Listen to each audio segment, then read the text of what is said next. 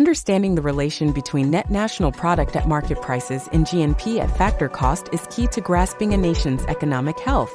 Net national product at market prices accounts for the value of goods and services produced within a country, while GNP at factor cost factors in the income earned by factors of production. By comparing these two measures, we can assess the impact of taxes, subsidies, and other factors on a nation's economic performance. So, next time you hear these terms, remember, it's all about understanding the bigger picture of a country's economic well-being.